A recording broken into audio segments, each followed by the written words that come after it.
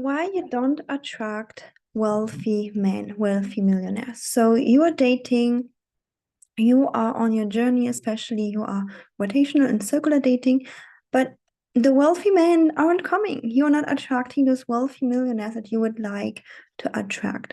What to do? I'm Ellie Taylor, your dating and relationship coach. I'm helping you attract your millionaire's proposal. So if this is what you want, keep listening and let's talk about how you can attract wealthy men, especially if you are a successful woman. This is something that I hear so many times. Ellie, I'm successful myself and I cannot be with a broke guy, obviously, right? Like when you are a successful woman, you have a degree, you have a great job, or maybe you have a business. Like you don't want to be with someone who has like this mediocre income or low income or you want someone who is successful, who's wealthy, who can kind of like keep up with you and even maybe be even, with the income above you. So what to look up, what to look for. Have you noticed that wealthy men, first of all, exist? They do exist, right? Like you notice that, like they do exist. I'm gonna repeat myself because sometimes women think they don't exist. They do. They do exist. And have you noticed that wealthy men are usually like when you look at the wives of wealthy men, how do those wives look like? So what's like really typical, even if you look at celebrities, I don't like to bring up celebrities as like typical examples because a lot of things don't match with real life, but let's use it now. Like when you look at celebrities or like some wives of wealthy men, just like really typically, how do those women look like? How do they carry themselves? How do they present themselves? How do they talk? How do they move? Tell me in the comments, what did you see?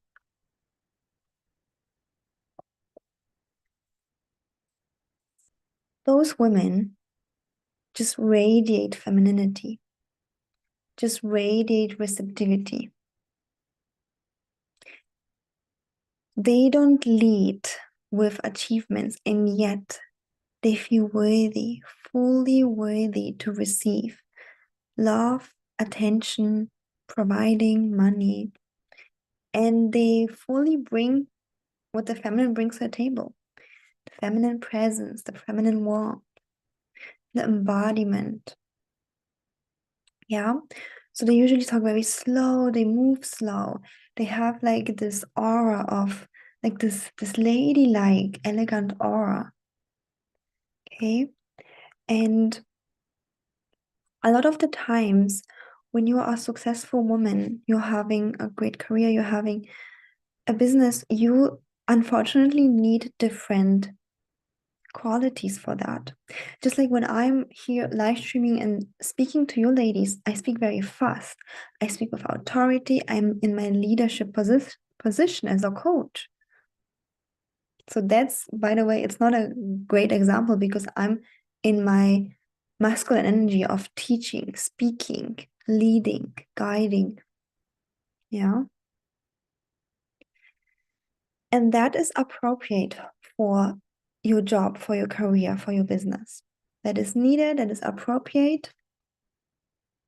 And you don't need to like you get to appreciate your masculine side where you are, working, building something, where you are giving value to your boss, to your clients, right?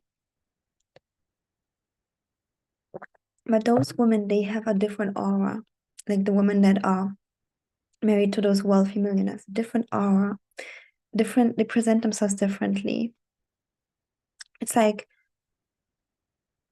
when you look at them, you want to keep looking. It's like they're magnetic, no matter if they look young, old, whatever, wherever they're from. It's like this magnetic feminine aura. And this is something coaches always talk about, like, yeah, you have to learn the feminine energy. I believe that most women, nearly all women, are born with that. It's just we are conditioned into working hard, being in our masculine energy to be able to keep our job, which is great. But then you get to kind of like embody both sides of you. You get to embody both sides of you. You get to embody the feminine magnetic side of you, and you get to embody the masculine, kicking, boss babe side of you, like doing things, getting things done, leading. Yeah. Like you get to be everything you want to be. Like I'm not saying that you can't, you have to be only the feminine housewife of a wealthy man and don't do anything else. No, I do have a strong masculine side myself. I love being my masculine energy, and like I have my business for that. Like I love giving, I love helping, I love teaching, I love coaching. Like I do have a strong masculine side too, especially if I enjoy the work, and I do really enjoy my work, right?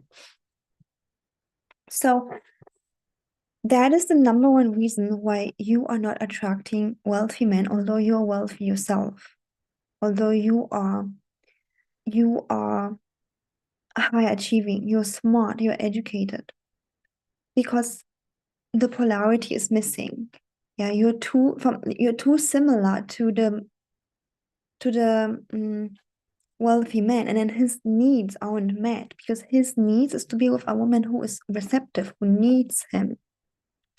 Yeah, who can ask for things, who lets him invest, who lets him do those things. Okay. And that is why we have to learn new skills. In my course, How to Date a Millionaire, I'm giving you so many tips and tricks, embodiment exercises for you to navigate through dating until your millionaire's proposal. Okay. So it's especially for you if you want to date wealthy millionaires. Okay. It's for women in all ages. And I have clients in like the 20s, 30s, 40s, 50s, 60s, and up till 70s, taking that course, getting engaged to millionaires. So this week it's still 75% off. I'm adding a new module soon. And the link is in the description box. Okay. So check it out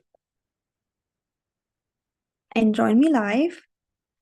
And yeah, thank you so much for watching. Tell me in the comments if you are a high achieving woman yourself that is struggling to attract the same level or even more high achieving men. It's very typical, but there's a solution for that. Okay. Solution is in my course, How to Date a Millionaire. And I highly, highly, highly, think that you should invest in yourself just like you invested in your career. You must know the right tools and how to use them in order to be successful in dating as well, especially dating millionaires. Okay, thank you so much for watching. If you like this video, give it a thumbs up, subscribe, give it a comment, review,